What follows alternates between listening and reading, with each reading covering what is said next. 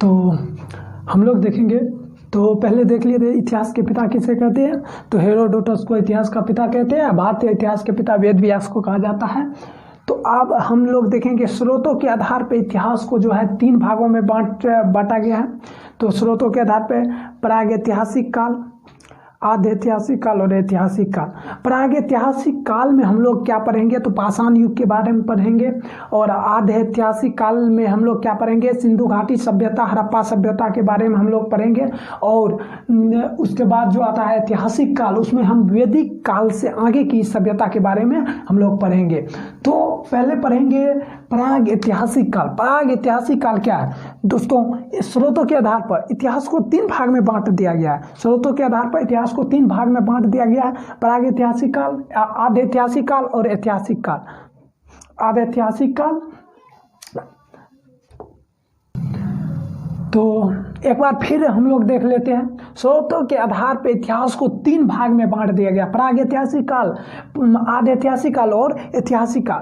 प्रागैतिहासिक काल में हम लोग पाषाण युग के बारे में समझेंगे, पाषाण काल के बारे में समझेंगे। और आद्य ऐतिहासिक काल में हड़प्पा सभ्यता, सिंधु घाटी सभ्यता के बारे में हम लोग समझेंगे। और ऐतिहासिक काल में जो है वैदिक काल से आगे की सभ्यता के बारे में पढ़ेंगे। तो हम प्रागैतिहासिक काल में अब कहाँ से शुरुआत करेंगे, पाषाण युग से।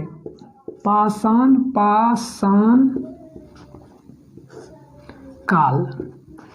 तो पाषाण काल किसे कहते हैं, पाषाण काल जिस समय के मनुष्य पत्थर से बने औजार बर्तनों के प्रयोग करते थे उसे ही पाषाण काल कहते हैं। पाषाण काल को 3 भाग में बांट दिया गया है। पाषाण काल को जो है 3 भाग में बांट दिया गया है। पहला हो जाएगा पूरा पाषाण काल। पूरा पाषाण काल, काल को या युग दोनों एक ही होता है, चाहे काल को इसे पूरा पाषाण युग को या पूरा पाषाण काल को, दोनों सेम ही होता है। तो पूरा पाषाण काल को जो है 3 भाग में बांट दिया गया है। पहला हो जाएगा पूरा पाषाण काल, दूसरा हो जाएगा मध्य पाषाण काल, मध्य पाषाण काल, और तीसरा हो जाएगा नव पाषाण काल या उत्तर पाषाण काल। नव पाषाण काल या उत्तर, इसे या उत्तर पाषाण काल के नाम से भी जानते हैं। पाषाण काल, उत्तर पाषाण काल के नाम से जानते हैं। तो अभी हम लोग क्या पढ़ेंगे, तो पूरा पाषाण काल के बारे में पढ़ेंगे। तो पूरा पाषाण काल के बारे में हम लोग पढ़ेंगे। हेलो दोस्तों, तो एक क्वेश्चन छूट गया था। तो यहाँ पूछता है कि पाषाण, यहाँ पूछता है यहाँ पूछता है पुरातत्व के पिता, इतिहास के पुरातत्व के पिता कौन है, पिता कौन है। तो प्राचीन इतिहास के पुरातत्व के पिता जो है अलेक्जेंडर कनिंघम को कहा जाता है।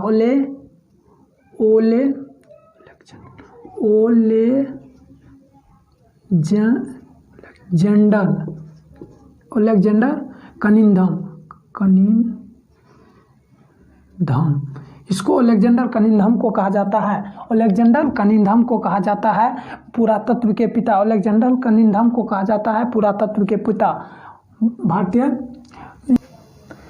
तो हम लोग कहाँ थे, तो पूरा पाषाण काल में हम लोग पढ़ रहे थे। तो पूरा पाषाण काल का जो माना जाता है, तो पूरा पाषाण काल 25 लाख BC से 1000 BC हो जाएगा। BC का हिंदी होता है ईसा पूर्व, ईसवी पूर्व। और AD का होता है ईसवी, इसका होता है ईसवी। BC का होता है ईसा पूर्व।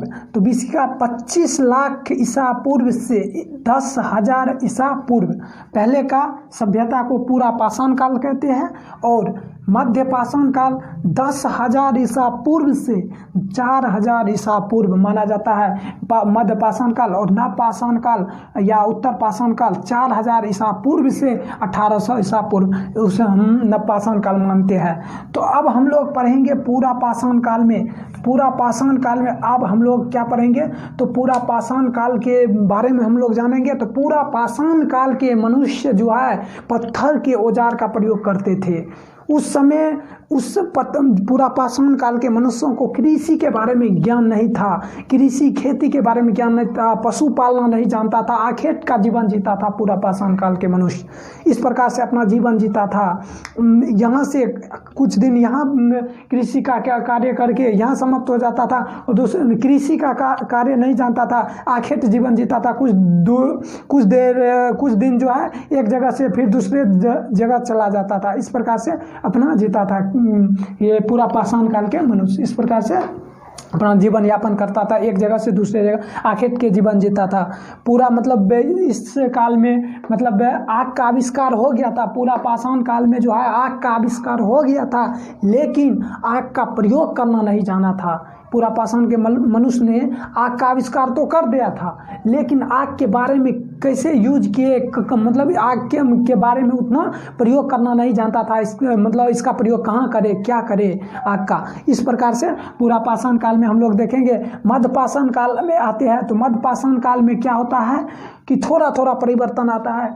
तो मध्य पाषाण काल में जो है हम लोग देखते हैं कि ये जिस समय पूरा पाषाण काल में हम पूरा पाषाण काल में पत्थर के औजार का प्रयोग करते थे, और मध्य पाषाण काल में पत्थर के साथ साथ धातु का भी औजार के प्रयोग करने लगे थे। कुछ प्रकृति जैसे तीर धनुष ये सब का भी प्रयोग करने लगे थे। पूरा पाषाण काल में जो है ना इस प्रकार से करने लगे थे। अब चलते हैं नव पाषाण काल में। नव पाषाण काल को देखते हैं तो नव पाषाण काल में मतलब बहुत सा परिवर्तन आता है, देखने को मिलता है। तो बहुत सा परिवर्तन देखने को मिलता है नव पाषाण काल में जो है, जैसे बहुत साक्ष्य भी मिला है जिससे प्रमाणित होता है।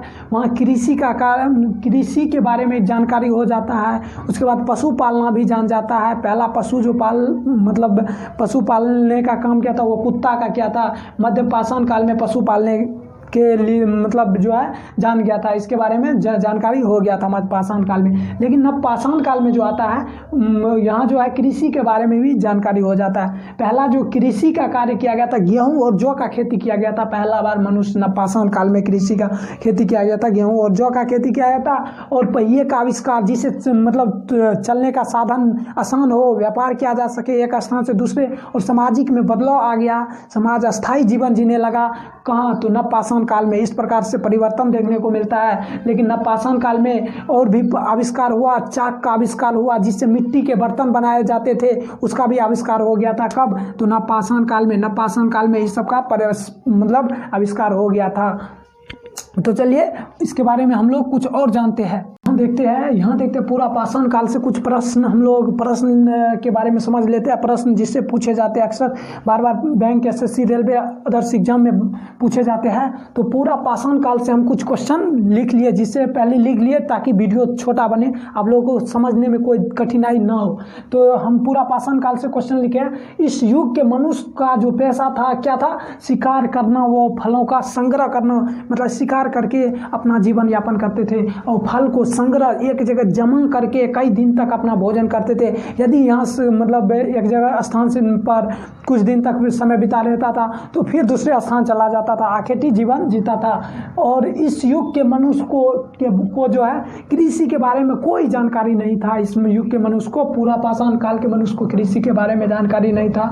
इस युग के मनुष्य जो है पत्थर के औजार का प्रयोग करते थे। इस युग के मनुष्य जो है पत्थर के औजार का बना प्रयोग करते थे। उस समय में कोई जानकारी नहीं था।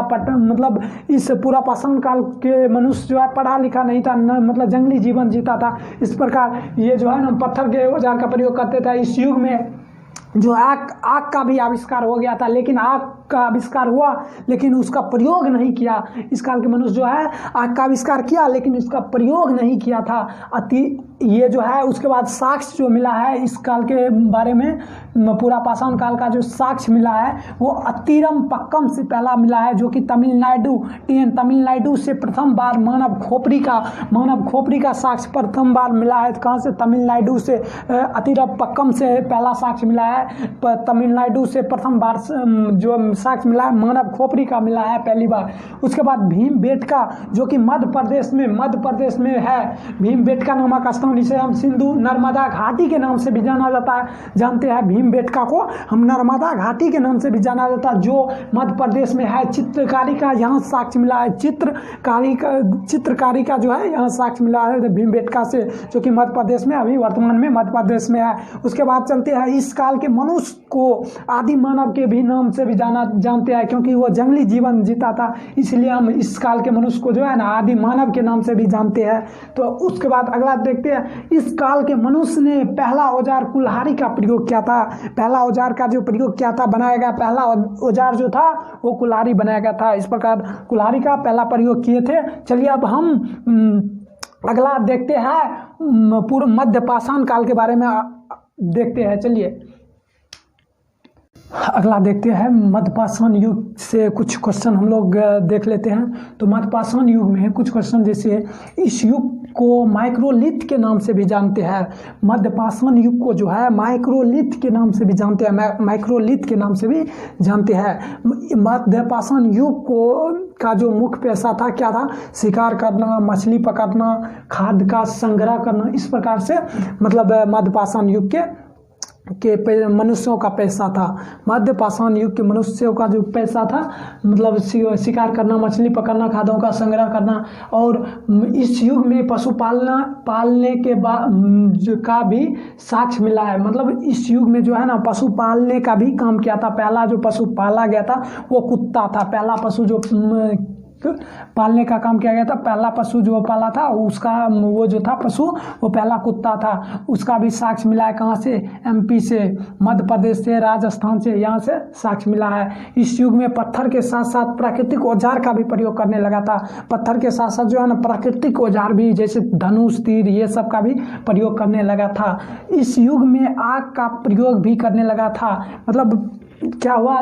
पूरा पाषाण काल में आग का आविष्कार हुआ लेकिन उसके बारे में प्रयोग करने का जानकारी नहीं था, इसीलिए पूरा पाषाण काल के मनुष्य जो है आग का प्रयोग नहीं किया। लेकिन मध्य पाषाण काल के युग के मनुष्यों को आग के बारे में पूरी जानकारी हो गया, इसलिए आग का भी प्रयोग करने लगा था। मध्य पाषाण काल के मनुष्य आग का भी प्रयोग करने लगा था। इस मतलब मध्य पाषाण काल के इस युग के साक्ष्य जो है मिला है चौपानी मांडो जो कि यूपी उत्तर प्रदेश में जो है, वहाँ जो है मृद भांड के साक्ष्य मिले हैं। मृद भांड का मतलब होता है कि मिट्टी के बर्तनों का साक्ष्य मिले हैं। इस युग में जो है मिट्टी के बर्तन भी बनाए जाते थे, इसका भी साक्ष्य मिले हैं। मृद भांड के साक्ष्य मिले हैं, मिट्टी के बर्तन के साक्ष्य मिले हैं। उसके बाद बागोर जो कि राजस्थान में है, आदमगढ़ एमपी मध्य प्रदेश में है, वहाँ से भी साक्ष्य मिला है। इस युग के बारे में, मध्य पाषाण युग के बारे में जो है वहाँ से भी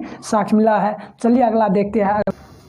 तो हम लोग इससे पहले देख लिए थे मध्य पाषाण काल। अब नव पाषाण काल के इससे कुछ क्वेश्चन देखते हैं।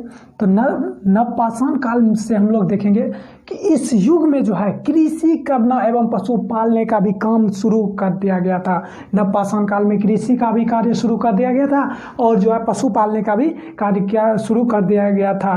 तो पशु पालने के लिए कुत्ता को अपना पालतू बनाया, उसके बाद गाय को पालतू बनाया। इस प्रकार से जानवरों का पालतू बनाने का कार्य शुरू कर दिया था। उसके बाद नव पाषाण शब्द का प्रयोग जो है सर्वप्रथम, नव पाषाण शब्द का जो सर्वप्रथम प्रयोग क्या था वो सर जॉन ल्यूबक ने अपनी पुस्तक में ली थी। नव पाषाण शब्द का जो प्रयोग सबसे पहली बार किया गया था वो कौन किया था? तो सर जॉन ल्यूबक ने अपनी पुस्तक में सबसे पहली बार की थी। उसके बाद देखते हैं इस युग के मनुष्य अस्थाई जीवन जीने लगा था। इस युग के मनुष्य को अस्थाई जीवन के जीने के बारे में ज्ञान हो गया था। एक मतलब समाज का निर्माण कर लिया था इस युग के मनुष्य और अस्थाई जीवन जीने लगा था। इस युग के मनुष्य जो है अस्थाई जीवन जीने लगा था। उसके बाद इस युग में धातु के औजार का भी प्रयोग होने लगा था। पहले तो पत्थर के औजार का प्रयोग होता था, तो इस युग में जो है धातु के औजार का भी प्रयोग होने लगा था। पहला जो धातु मनुष्य के द्वारा खोजा गया धातु था वो तांबा धातु था, तो तांबा धातु का भी मतलब औजार बनाया जाते थे। इस प्रकार से औजार का प्रयोग होने लगा था, धातु का भी औजार का प्रयोग करने लगा था। तो इस युग में जानवरों को पालतू बनाया। पहला पालतू जानवर जो था कुत्ता था। मध्य पाषाण काल में ही कुत्ते को मतलब पालतू बनाया। तो इस प्रकार कुत्ते गाय इस सबको पालतू बनाया। इस युग में जो है पहिए का आविष्कार एवं चाक का आविष्कार होने लगा था। मतलब पहिए का आविष्कार भी इस युग में नवपाषाण काल में हो गया, ताकि एक स्थान से दूसरे स्थान मतलब परिवहन का कार्य करने में मतलब आसान रहे। इस प्रकार से मतलब पहिए का आविष्कार हो गया, चाक का भी आविष्कार हो गया, जिससे मिट्टी के बर्तन बनाने में आसान रहे। तो इस प्रकार से चाक का भी आविष्कार इसी युग में हो गया था, नवपाषाण युग में। उसके बाद जो साक्ष्य मिला है वो देखते हैं कहाँ कहाँ से साक्ष्य मिला है। तो बुर्ज होम नामक एक स्थान है जो कश्मीर में पड़ता है, बुर्ज होम। वहाँ गर्तवास मतलब कब्र में जो है मालिक के साथ साथ कुत्ते को भी दफनाया जाता था गया था। उसका भी साक्ष्य कहाँ से मिला है? बुर्ज होम से। कश्मीर में अभी पड़ता है, कश्मीर में बुर्ज होम नामक स्थान कश्मीर में पड़ता है, जो गर्तवास मतलब जो है ना कुत्ते के साथ साथ जो है कुत्ते के साथ साथ मालिक को भी मतलब दफना दिया जाता था। इस प्रकार से साक्ष्य मिला है, प्रमाण मिला है। कहाँ से? तो बुर्ज होम से, कश्मीर से। उसके बाद चिरांद से जो बिहार में पड़ता है, वहाँ भी कुछ औजार और हड्डियों के मतलब हड्डियों कुछ औजार का भी साक्ष्य मिला है जो हड्डियों एवं पत्थरों से बने होते थे, जो हड्डियों एवं पत्थरों से बने होते थे। यहाँ बिहार से चिरांद जो कि बिहार में पड़ता है चिरांद, तो कुछ औजार यहाँ से भी मिला है जो हड्डियों एवं पत्थरों से बनाया गया था। तो इस प्रकार उसके बाद क्वालडीहिवा जो कि उत्तर प्रदेश में पड़ता है, क्वालडीहिवा जो कि उत्तर प्रदेश में पड़ता है। प्रथम साक्ष्य जो मिला है क्वालडीहिवा से। यूपी प्रदेश उत्तर प्रदेश से भी क्वालडीहिवा जो स्थान है ये उत्तर प्रदेश में पड़ता है। चावल का प्रथम साक्ष्य सबसे पहली बार मतलब उत्तर प्रदेश से, यूपी से चावल का प्रमाण मिला है। तो चलिए दोस्तों, आज का क्लास जो है यहीं समाप्त करते हैं, आज का वीडियो यहीं समाप्त करते हैं। फिर लास्ट वीडियो में हम लोग देखेंगे कि अगला हड़प्पा सभ्यता के बारे में पढ़ेंगे। यदि वीडियो अच्छा लगे तो हमारे वीडियो को लाइक कीजिए, सब्सक्राइब कीजिए, शेयर कीजिए। यदि कोई कहीं भी आपको कोई डाउट्स हो तो कमेंट कीजिए, हम आपके डाउट्स को हम पूरा करेंगे। चलिए, जय हिंद।